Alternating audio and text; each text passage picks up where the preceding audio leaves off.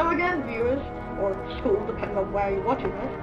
This video will discuss the album, or rather a collection of 6 albums, called Everywhere at the End of Time. This is a project aiming to show the decline of Alzheimer's and its effects, and this compilation of albums exploded in popularity back in 2019, with 30 million views on YouTube as of now. This video will discuss why the 30 million views are so worth it, and why the project in general is quite exceptional.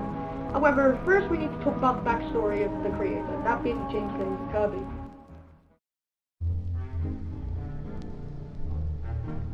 Leland Kirby, also known by his alias, the Caretaker, was created to show certain neurodegenerative diseases like amnesia or something along those lines. His first project under this alias was Selected Memories from the Haunted Ballroom, which was based off a famous movie called The Shining. While this project, as well as its sequels, didn't really portray any sort of diseases yet, the disease aspects would eventually come in projects like theoretically pure anterograde amnesia, persistent repetition of phrases, and deleted scenes and forgotten dreams. The first project that begins to relate to the project we're going to talk about today is An Empty Bliss Beyond This World, being a representation of a study that suggested that dementia patients would more likely be able to recollect memories where music they had fond memories of played. This project is a very relaxing project, and it's great to sleep to if you were to listen to it, unlike the project we're going to talk about, speaking of which.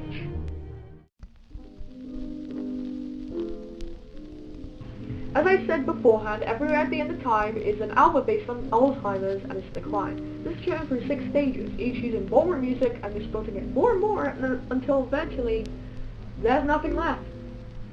This part will have a few subsections to separate each of the stages apart from each other, and to make it easier to tell what I'm talking about. The first stage is the most clear, and at this point it's merely just a collection of old vinyls from the 1930s. For example, A1 uses the sample Heartache from a person named Al Foley. There are some distortions in certain tracks like A5 Slightly Bewildered, which has a more quiet tone than the rest of stage 1. Overall though, the stage is quite relaxing to listen to.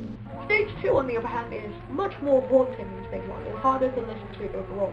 Ironically though, this isn't that much different from stage 1, only being slightly less clear and slightly more distorted than it. Pushing that aside, there are multiple tracks which are quite notable, like C3, which is when Heartache strikes back, only lower in mood, and C4, which could be considered the diagnosis, although I'm not too sure on that, and some other tracks that I can't really get to right now. In my opinion, besides maybe stage 3, this is my personal favorite stage out of all the ones coming soon. Every single track is a banger, and every track has something to distinguish from one another. The B-side of this album shows this spectacularly, and has some of the best tracks in the entire album. Of course, this piece that stage 1 and stage 2 sort of maintain will come to a close as we transition into stage 3. Stage 3 is when distortions become much more noticeable than before, and things like echo, reversing of some parts of the track, and droning can be seen in the stage. And let me tell you, this stage is by far the best one in terms of production value. Now I know I said the same thing for stage 2, but that was my favorite. This is the best, and I'm saying this because it manages to perfectly make a balance between the clarity of the past 2 stages and the chaos that follows. There are lots of notable tracks like E1, E2, E3. Okay, every single track of the stage is quite notable, but honestly, I would say my favorites are E6, F2, F4, and F6. There are some lead tracks like F8, which is just F4 again, but with a cool drone in the background, and maybe E8, as it doesn't really fit here to be honest. Fun fact, did you know that D3 in stage 1 was actually replaced by E8? Cool, right? Back to the subject, this stage is probably the only one which really progresses as the stage goes on. The E side, while distorted in some way, is far less fractured compared to the F side, which has every single track with at least something we'll see later on in post-awareness, apart from these tracks I'm showing now. Overall though, while this stage is relatively contorted, it still is somewhat manageable to listen to. That is, until we meet stage 4.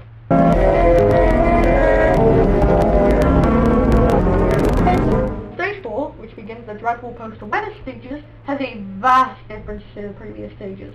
Now, every track is a different side, and each of the tracks are 20 minutes long each. There are 4 tracks in this stage, as far as the following stages, therefore making each stage after this about 80 minutes long. All sense of structure is lost here, and all that remains are faint pieces of now broken memories seen in the album before, as well as some new tracks and even some tracks on past albums of the Caretaker himself. G1 is a good way to show this, with faintly recognizable instruments playing during the track. The scary thing about the stage that's mainly present in G1 is that throughout the completely distorted mess of music, there's still some clear bits of audio, like in section B of G1, where you can clearly hear heartaches playing again here. Then there is H1, which is probably the most distorted track in this particular stage, starting off with an excessively mangled version of E1's sample, Goodnight My Beautiful. This section repeats a lot throughout the track, playing at the start, the end, and before the Hell Sirens. Let me just discuss what the Hell Sirens are. So in Alzheimer's, there is a particular phenomenon called sundown syndrome, which is when the patient is more confused and more agitated during when the sun sets. Some people suspect that the Hell Sirens represent this phenomenon, and it's also claimed that this section is a flashback to World War II. It's very interesting to say the least. The section that plays after this is quite relaxing, and is a precursor to the next track, I1. This track, compared to the last 40 minutes of actual hell, is relatively calm, despite it still being incredibly scrambled and ruined compared to its original track, E7. There's not much to talk about with this track, it's just a relaxing break from the last bit of catastrophe before the last track in the stage, J1. J1, compared to G1 and H1, is not nearly as debauched, and is relatively calming to listen to for the majority of its runtime. Unlike the other two tracks, this is actually quite a nice track to listen to, if you're willing to get behind no interest in melody. This particularly applies to the last section, which has a massively slowed down piano playing during the duration of this last section. It's very nice to listen to, until...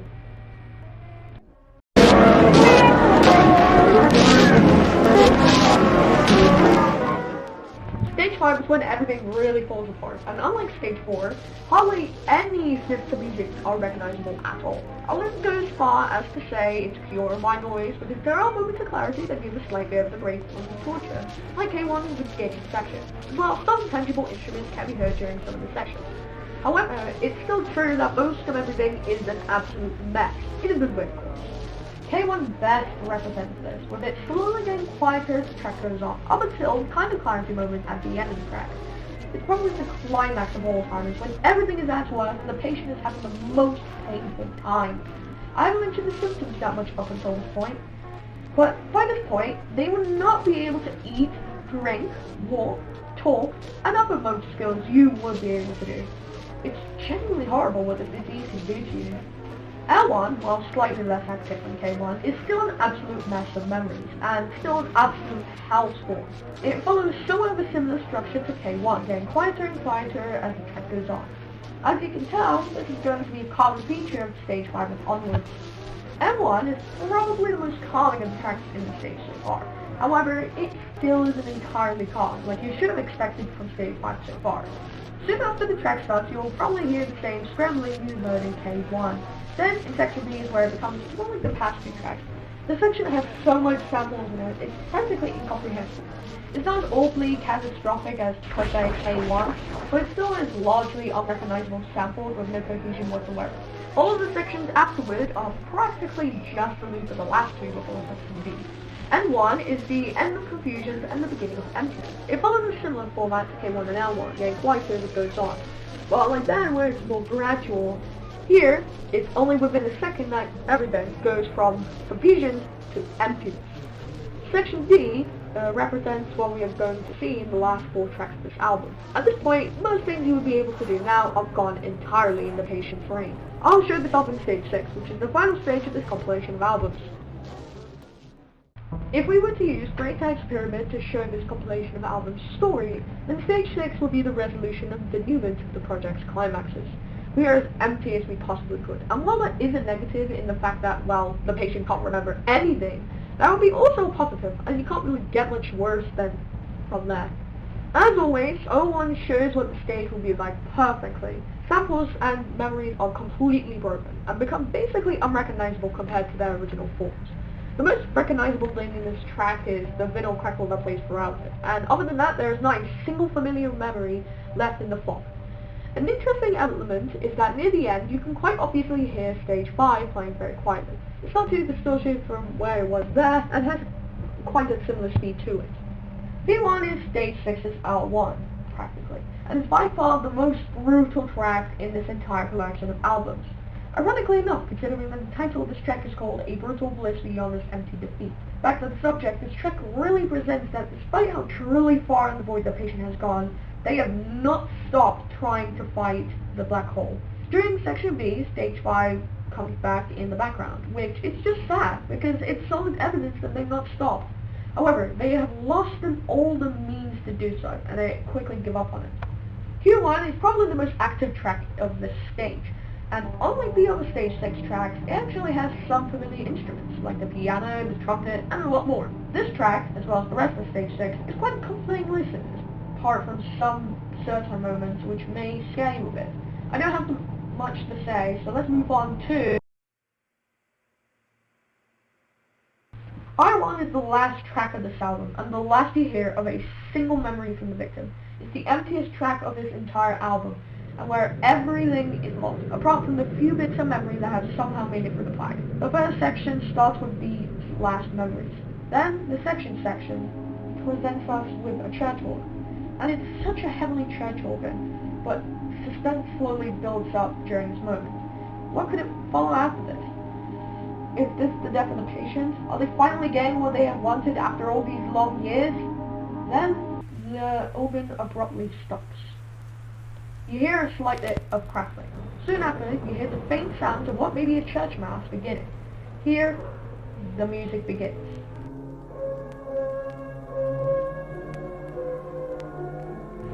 In dementia, there is a phenomenon where somehow the patient regains some level of cognitive ability. Currently, no one has an explanation for what this could be. It's purely a miracle. However, when it comes, it's an absolute foolish. It's the best thing you could have ever gotten after enduring 6 hours of music. You hear the singing of what seems like angels to you. You start feeling as if you're in heaven, and you enjoy the moment as it lasts. However, it doesn't last terribly long. Within minutes, it fades out, and then the patient loses the ability to breathe. After this long behemoth of the project, there was one last album that the caretaker had made before Sad Elias had finally finished, that being called Everywhere is Empty Bliss. This album simply had a collection of outtakes from Everywhere at the time that the caretaker may have put for someone else instead. For example, one of the tracks named Glimpses of Light Denial actually is used in Tame 1, and it particularly made the whistle to hear in section B. There's not much to explore here, I just want you to see the album for yourself. Now, typically when there's something incredibly popular, it's bound to have some followers. Let's start with probably the most famous follower, Everywhere in the Beginning of Nowhere. This album actually has 3 versions, the old one, the remastered one, and the final edition. All of them are good in their own aspects. It's more or less the same concept, but with an extra stage, and rather than just being made as an experience for everyone to enjoy, it's actually made for his grandmother, who had sadly also passed away from Alzheimer's. I highly suggest you check this one out, and rest in peace to his grandmother. Then we have a much more obscure fan project called Images of Beauty Never Seen, and it aims to portray Alzheimer's as realistically as possible. And there's lots of production value in this specific fan project, like lots. This project uses samples from the 1940s to 1990s, and uses a lot more distortion from that time. I suggest you look at this LP, as well as another one named Milwaukee Protocol, which uses rabies rather than Alzheimer's. Finally, we have probably the most known fan project in the community, being Natmos, as well as its reader, Natmos.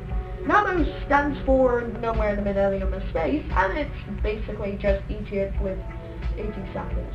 There isn't much to explain here. If you've listened to every idea in the time, you'll basically have everything you need to know about Natmos, except for the samples chosen. Natmos, on the other hand, actually has an original format using years rather than stages, and unlike Natmos, it specifically uses distortions from around that time. While I don't think you should look at Natmos, you should absolutely check out Natmos. Alright, I say that's everything I need to talk about. There is more fan projects, but if we were to talk about every single one, we will be here all day. So let's not do that.